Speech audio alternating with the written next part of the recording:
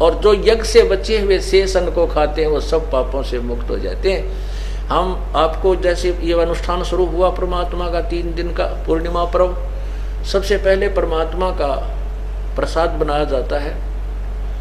हलवा, कढ़ा और रोटी सब्जी जो भी बनती है परमात्मा के निमित्त अलग से रखा जाता है, उसको भोग लगता है। उसके बाद फिर शेष जो बच जाता है भंडार में उसको हम सब खाते हैं। तो ये एक शास्त्र अनुकूल साधना यहाँ की जाती है। इससे हमारी जो हम पापों से मुक्त हो जाते हैं। हम ऐसी साधना करने से उन पापों से बच जाते हैं जो हम परमात्मा की विधि साधना ना करने से पापी कहलाते हैं। जैसे भी लिखा है वो तो पापी अपने पाप को ही खाते हैं जो शास्त्र अनुकूल साधना नहीं करते।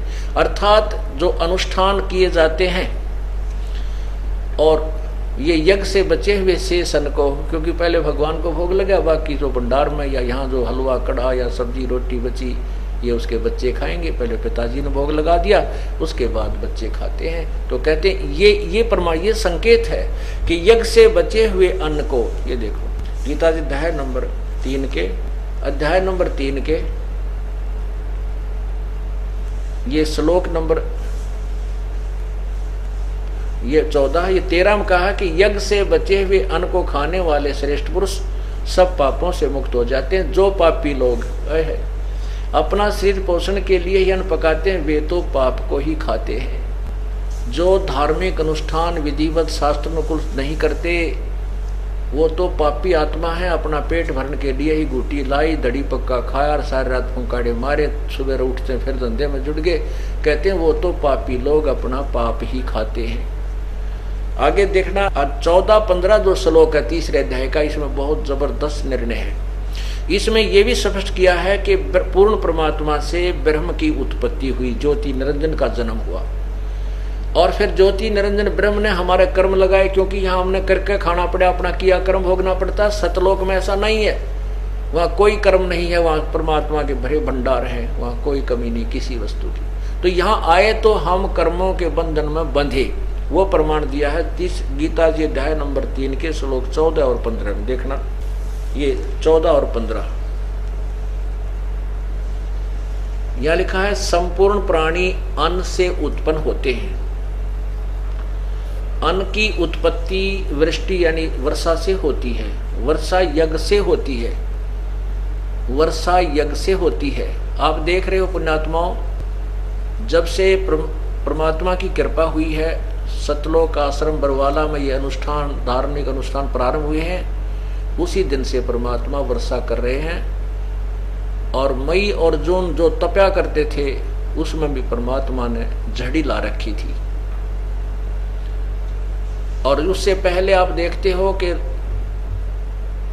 जमीन में ट्यूबवेलों के पानी भी सूख गए थे, इतना पानी चला गया था नीचे। और अब धार्मिक अनुष्ठान फिर पुनः प्रारंभ हुए हैं परमात्मा की। वही प्रमाण गीता जी दे रही है कि सभी प्राणी अन्न से उत्पन्न होते हैं, अन्न वर्षा से होता है और वर्षा यज्ञ अनुष्ठानों से होती है, यज्ञ से होती है। यहाँ 5 यज्ञ चलती हैं। एक यज्ञ धर्म की, यहाँ भरे भंडारे, दिन रात कोई किसी समय आओ आते भोजन तैयार मिलेगा, सदा व्रत है उस परम पिता कबीर परमेश्वर की तरफ से। ये मत समझना कि कोई दान करके भंडारा चला सकता है, नहीं। परमात्मा अपने सतलोक से आपके पास भेजता है, अपना आपको धन देता है, आपको धनवान बनाता है और आपके 100 प्रकार के कष्टों का निवारण करता है और फिर आप में प्रेरणा करके दान करवाता है ताकि ये बच्चा कुछ पुण्य प्राप्त कर सके। नहीं तो ये काल भगवान धर्म पर नहीं लगाने दे सकता। कोई बीमारी में, कि तो मुकदमे में, कि तो कोई ले गया वो दे को नहीं, फिर खेचा तानी, रात न नींद आवनी, ऐसी बयान माटी रखी है हमारी। ये तो कबीर परमेश्वर की रजा से ही ये सब दान पुण्य करवाया हो रहा है। तो यहाँ एक यज्ञ है धर्म की, ये धर्म भंडारा दिन रात चलता है। और दूसरी यज्ञ है ध्यान। सतलोक आश्रम में आने के बाद केवल परमात्मा की चर्चा ही चलती है, उसी का ध्यान, उसी की चिंतन बना रहता है। और तीसरी यज्ञ हवन की, यहाँ पर दिन रात अखंड ज्योतें चलती हैं परमात्मा की। और जिस दिन ये 3 दिन समागम चलता है तो इसमें प्रत्येक भक्त की जिसका भी वो पाठ होता है अखंड, एक ज्योति अलग से चलाई जाती है। जैसे 100 पाठ हैं तो 100 ज्योत चलेंगी, 200 पाठ हैं तो 200 ज्योतों का चलती है। एक ज्योति में 3 दिन लगभग 1 किलो घी हवन हो जाता है। अब आप देख लो, जहाँ 100 पाठ हैं 200 पाठ हैं तो कितना क्या किलो घी यहाँ पर हवन हो जाता है। तो ये हवन यज्ञ भी चलता है। तीसरी यज्ञ हवन की, चौथी यज्ञ प्रणाम। फिर यहाँ परमात्मा को हम प्रणाम करते हैं, ये भी एक यज्ञ के तुल्य है। और 5वीं यज्ञ ये तत्व ज्ञान का प्रचार, 5वीं यज्ञ ज्ञान की है। ये भी 5 यज्ञ यहाँ चल रही होती है। इसलिए परमात्मा यहाँ वाणी में कह रहा है, देखिएगा गीता जी अध्याय नंबर 3 के और श्लोक नंबर 14 और 15 में स्टार्ट है 14 का। संपूर्ण प्राणी प्रसन्न अन्न से उत्पन्न होते हैं। अन्न की उत्पत्ति वृष्टि से होती है, वृष्टि यज्ञ से, वर्षा यज्ञ से होती है।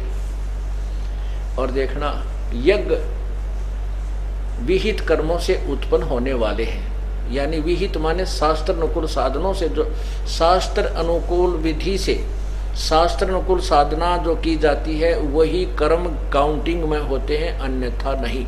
वही धार्मिक कर्म सही माने जाते हैं जो शास्त्र अनुकूल, यानी विहित, विहित माने शास्त्र अनुकूल जो कर्म होते हैं वही मान्य होते हैं। ये देखना, यज्ञ कर्म सम उद्भव विहित कर्मों से उत्पन्न होने वाला है। और कर्म समुदाय को, यहाँ देखो इन्होंने कितनी गलती कर रखी है। ब्रह्मो उद्भवम, वेद से उत्पन्न लिख दिया। कर्मों को नो कहें वेद से उत्पन्न, नहीं, ये ब्रह्म है। और ब्रह्म से उद्भवम, यानी ये कर्म जो हमने यहाँ करने पड़े ये काल से उत्पन्न हुए। इस काल के लोक में आए, ब्रह्म के लोक में आए तो हमने कर्म करने पड़े, नहीं तो अपने सतलोक में हम बिना किए भगवान दिया करता था। अब ये देखो, इन्होंने ब्रह्म का अर्थ वेद कर दिया है। तेरा गजब, वेद माने यहाँ लिखना था ब्रह्म। ये ज्योति निरंजन किसे, अक्षरम सम अक्षरम उद्भवम, अविनाशी परमात्मा से उत्पन्न हुआ जान। ओए है ब्रह्म, ये जो ब्रह्म है, ये ब्रह्म यानी ज्योति निरंजन को आप अक्षर, अक्षर माने अविनाशी परमात्मा। अविनाशी परमात्मा कौन है? 15वें अध्याय के देखो, जैसे एक मिट्टी का प्याला, चीनी का सफेद कप होता चाय पीने का, और उसकी तुलना में स्टील का प्याला होता है, वो उसकी तुलना में स्टील का प्याला भी अक्षर कहलाता, अविनाशी है, लेकिन वो भी अविनाशी नहीं है। जैसे गीता जी अध्याय नंबर 15 के श्लोक 16 में कहा है, क्षर पुरुष और अक्षर पुरुष, ये दो, तुम इस परब्रह्म को अक्षर पुरुष मान बैठे हो, बस इस ब्रह्म की तुलना में अक्षर पुरुष वास्तव में अविनाशी नजर आता है, पर वास्तव में अविनाशी नहीं है। जैसे आपको कल परब्रह्म की आयु बताई थी, कैसे थी कि जैसे एक ब्रह्मा की आयु थी, बताई है आपको कि 1000 चतुर्युग, एक युग चतुर्युग में सतयुग, त्रेता, द्वापर, कलयुग, अर्थात चारों युगों की कुल वर्षों की जो काउंटिंग है 43,20,000 एक चतुर्युग की। 1008 चतुर्युग, उसको हम 1000 मानकर चला करते हैं। 1000 चतुर्युग का दिन ब्रह्मा का, इतनी रात, 30 दिन रात का महीना, और 12 महीने का एक वर्ष, और 100 वर्ष की आयु ब्रह्मा जी की। और ब्रह्मा से 7 गुणी विष्णु की, विष्णु जी से 7 गुणी श्री शिव जी की, और ऐसे ऐसे 70,000 शिव जी मर जाते हैं तब एक ब्रह्म की मृत्यु होती है। और वो परब्रह्म का एक युग होता है। परब्रह्म का एक युग उस जिसको अक्षर पुरुष कहा है गीता जी के अध्याय नंबर 15 के श्लोक 16 में, उस अक्षर पुरुष यानी परब्रह्म का एक युग हो गया। ऐसे 1000 युग की परब्रह्म की रात, इतना ही दिन, 30 दिन रात का महीना, 12 महीने का वर्ष, और 100 वर्ष की परब्रह्म की आयु, और फिर भी मृत्यु। इसलिए ये अविनाशी तो नजर आवे है, लेकिन अविनाशी वास्तव नहीं। इसलिए 15वें अध्याय के 17वें श्लोक में कहा है कि परमात्मा उत्तम पुरुषत्व अन्य, इन दोनों से कोई और ही है वो श्रेष्ठ भगवान, उसी को परमात्मा कहा जाता है। और वही तीनों लोकों में प्रवेश करके सबका धारण पोषण करता, वही अविनाशी प्रभु है। तो यहाँ उस अक्षर यानी अविनाशी, अक्षर का अर्थ अविनाशी होता है, तो यहाँ उस अक्षर की तरफ संकेत है, ना कि यहाँ पर ब्रह्म की तरफ। क्योंकि ये कोड वर्ड और PhD इसी को कहते हैं कि अब सियाने हो जाओगे तो वैसे समझने लग जाओगे। इसलिए यहाँ गीता जी में कोड वर्ड ज्यादा है, क्योंकि चारों वेदों का सारांश है ये। अब देखो, वेद यहाँ लिखा कि ब्रह्म से उत्पन्न हुए थे ये कर्म, जो हमने यहाँ ये क्रियाएं करनी पड़ेंगी। हमने जैसे हम ब्रह्म के लोक में आगे हैं तो हमने यहाँ क्रिया करनी पड़ेंगी, ये 500 यज्ञ भी करने पड़ेंगे, धार्मिक अनुष्ठान भी करने होंगे, तभी हम यहाँ से निकलेंगे और हमारा गुजारा होगा। तो हम ये कर्म इस ब्रह्म ने हमारे लगाए, हम ये ब्रह्म से उत्पन्न हुए, यहाँ आए तो ये कर्म हमने करने पड़े और करने पड़ेंगे। फिर कहते ब्रह्म की उत्पत्ति कहाँ से हुई? ये उस अविनाशी परमात्मा सतपुरुष कबीर परमात्मा से हुई। यहाँ देखना, और ब्रह्म को यहाँ ब्रह्म वेद के स्थान में ब्रह्म मानो, ब्रह्म को अविनाशी परमात्मा से उत्पन्न हुआ जान। इससे सिद्ध होता है कि वो सर्वगतम ब्रह्म, सर्वव्यापी परमात्मा वासुदेव। सर्वगतम ब्रह्म माने सर्वव्यापी वो वासुदेव परमात्मा, जिसको गीता जी अध्याय नंबर 7 के श्लोक 19 में कहा है कि बहु नाम जन्मानाम अंते ज्ञानवान माम प्रपद्ये। गीता ज्ञान दाता कहता है कि बहुत बहुत जन्मों के अंत के किसी जन्म में ये ज्ञानी लोग मुझे मेरा ब्रह्म तक की साधना करते हैं, नहीं तो नीचे के देवी देवता माता मसाणियों मुरझे रहते हैं। और वासुदेव सर्वमिति सह महात्मा सुदुर्लभ है, जो सर्वगतम ब्रह्म के बारे में बताने वाला है, उस वासुदेव के बारे में बताने वाला है, सर्वशक्तिमान परमात्मा के विषय में क्या जानकारी देता है कि वही पूजा के योग्य है, वही सर्व का सृष्टि रचनहार है, वही अविनाशी है, उसी की पूजा से मोक्ष होगा। ऐसा महात्मा तो बड़ी मुश्किल से मिलेगा। तो उस सर्वगतम, उस वासुदेव का यहाँ प्रमाण है, वह सर्वगतम ब्रह्म है, जिससे ब्रह्म की भी उत्पत्ति हुई है, वो अविनाशी परमात्मा। यहाँ देखिए,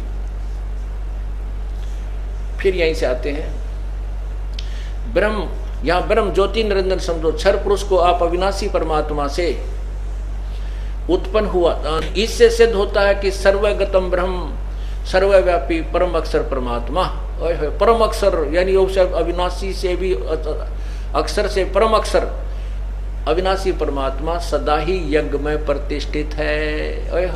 वही यज्ञों में मुखिया है, उसी की पूजा करनी चाहिए, उसी को इष्ट मानकर उस यज्ञों का अनुष्ठान करना चाहिए। इति सिद्धम, यही दास सिद्ध करना चाहता था, और यही पवित्र गीता जी ने सिद्ध कर दिया कि वो परमात्मा जो है वो पूर्ण परमात्मा ही यज्ञों में प्रतिष्ठित है, उसी को इष्ट मानकर, यानी मूल जड़ को पूजना चाहिए।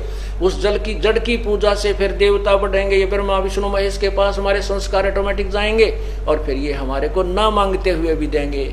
जैसे टहनी पौधा लगाया, पौधे की पूजा की जड़ की, और वो फली पौधा बड़ा हो गया, पेड़ बन गया आम का, फिर बिना मांगे आम लद पद हो जाएंगे। हमने इच्छा करने की आवश्यकता नहीं, इसका आम लगे अपने आप लगेंगे, और ना चाहते हुए भी वो हमें देंगे, बिना मांगे भी देंगे।